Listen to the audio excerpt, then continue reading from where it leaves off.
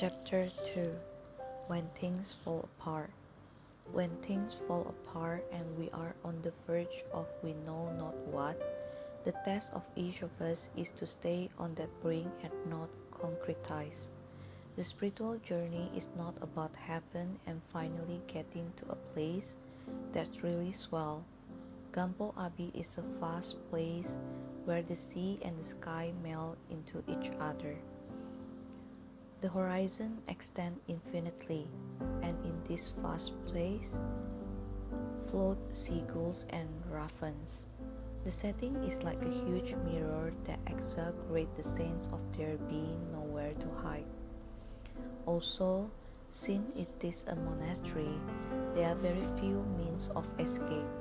No lying, no stealing, no alcohol, no sex, no exit. Gampo Abbey was a place to which I had been longing to go. Trupa Rinpoche asked me to be the director of the abbey, so finally I found myself there. Being there was an invitation to test my love of a good challenge, because in the first years it was like being boiled alive. What happened to me when I got to the abbey was that everything fell apart. All the way I shield myself, all the way I delude myself, all the way I maintain my well-policed self-image, all of it fell apart. No matter how hard I tried, I couldn't manipulate the situation. My style was driving everyone else crazy, and I couldn't find anywhere to hide. I had always thought of myself as a flexible, obliging person who was well liked by almost everyone. I would be able to carry this illusion throughout most of my life. During my early year at the Abbey, I discovered that I had been living in some kind of misunderstanding. It wasn't that I didn't have good quality. It was just that I wasn't the ultimate golden girl. I had so much invested in that image of myself, and it just wasn't holding together anymore. All of my unfinished business was exposed vividly and accurately in living technicolor, not only to myself, but to everyone else as well. Everything that I hadn't been able to see about myself before was suddenly dramatized, as if that weren't enough. Others were free with their feedback about me and what I was doing. It was so painful that I wondered if I would ever be happy again. I felt that bombs were being dropped on me almost continuously, with self-deception exploding all around. In a place where there was so much practice and study going on, I couldn't get lost in trying to justify myself and blame others. That kind of exit wasn't available. A teacher visiting during this time, and I remember her saying to me, when you have made good friends with yourself, your situation will be more friendly too. I had learned this lesson before, and I knew that it was the only way to go. I used to have a sign pinned on my wall that read, only to the extent that we expose ourselves over and over to the annihilation can that which is indestructible be found in us. Somehow, even before I heard the Buddhist teaching, I knew that this was the spirit of true awakening.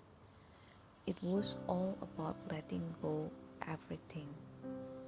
Nevertheless, when the bottom falls out and we can't find anything to grasp, it hurts a lot. It is like the Naropa Institute motto, love all the truth puts you on the spot. We might have some romantic view of what that means, but when we are nailed with the truth, we suffer. We look in the bathroom mirror and the world with our pimples, our aging face, our lack of kindness, our aggression, and timidly all that stuff. This is where tenderness comes in.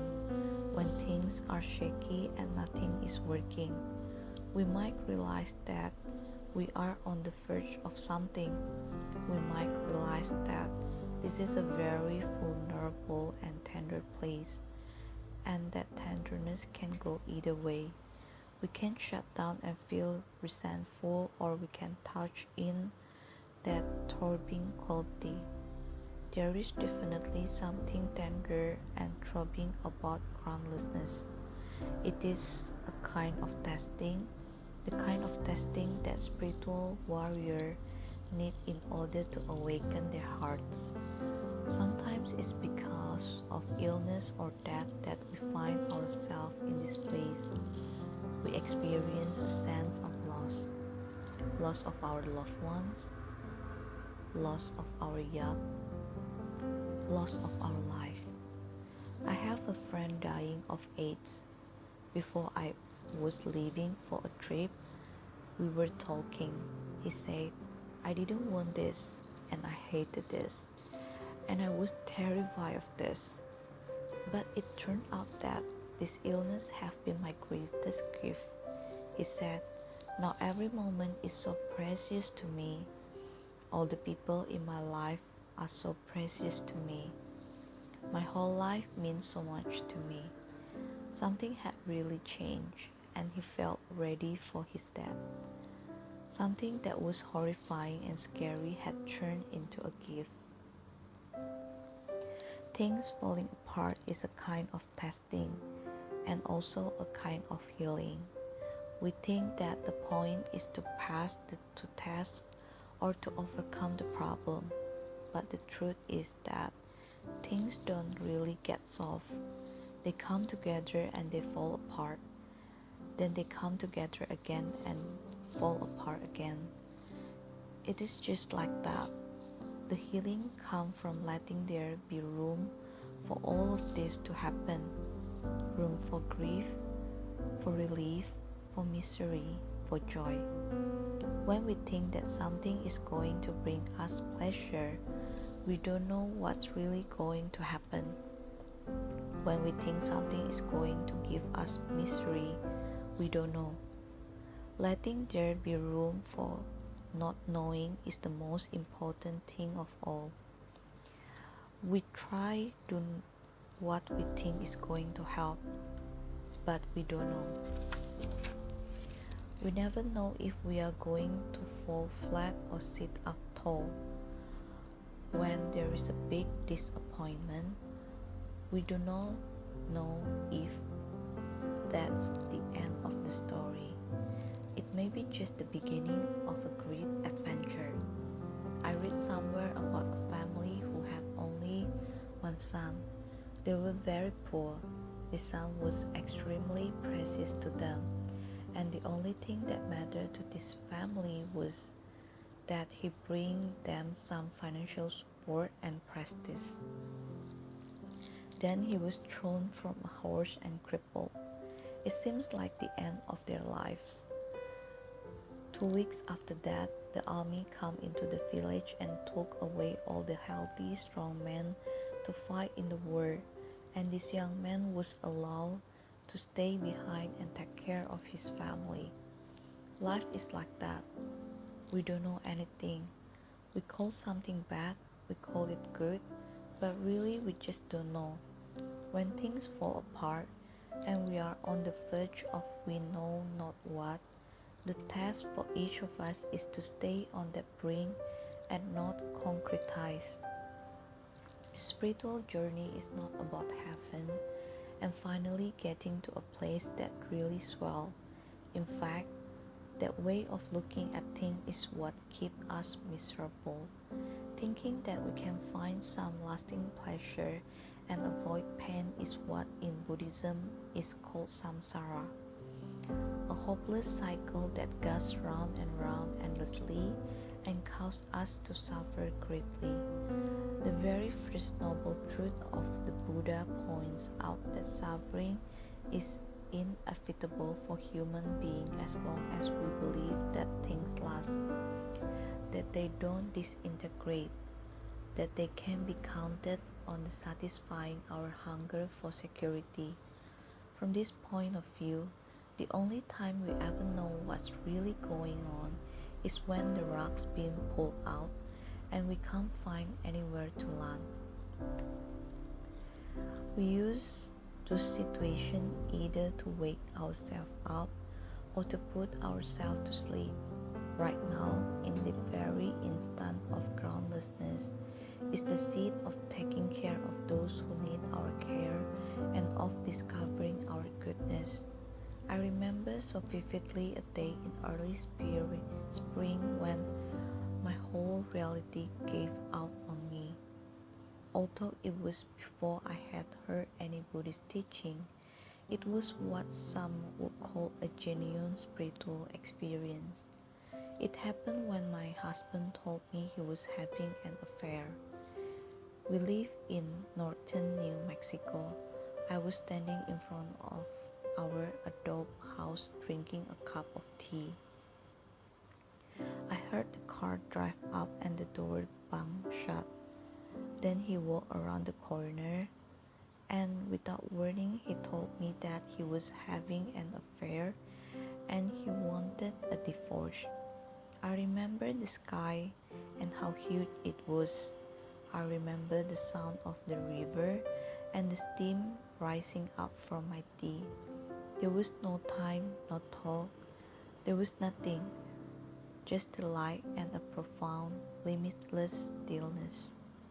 Then I regrouped and picked up a stone and threw it at him. When anyone asked me how I got involved in Buddhism, I would always say it was because I was so angry with my husband. The truth is that he saved my life. When that marriage fell apart, I tried hard, very, very hard, to go back to some kind of comfort, some kind of security, some kind of familiar resting place. Fortunately for me, I could never pull it off. Instinctively, I knew that annihilation of my old dependent, clinging self was the only way to go. That's when I pinned that sign up on my wall. Life is a good teacher and a good friend. Things are always in transition. If we could only realize it, nothing ever sums itself up in the way that we like to dream about.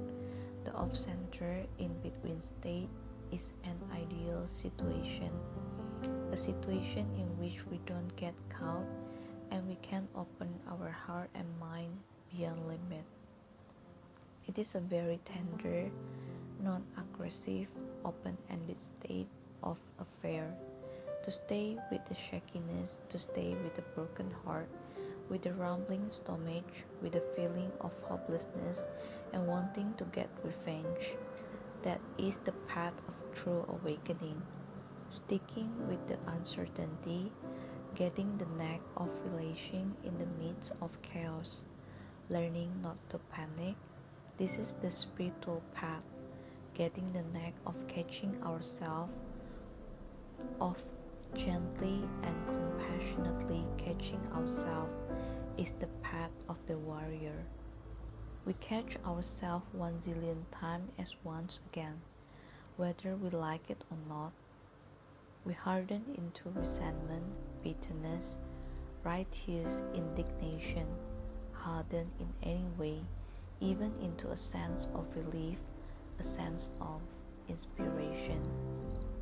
Every day we could think about the aggression in the world, in New York, Los Angeles, Halifax, Taiwan, Beirut, Kuwait, Somalia, Iraq, everywhere. All over the world, everybody always strikes out at the enemy, and the pain escalates forever. Every day we could reflect on this and ask ourselves, am I going to add the aggression into the work? Every day at the moment when things get edgy, we can just ask ourselves, am I going to practice peace or am I going to war?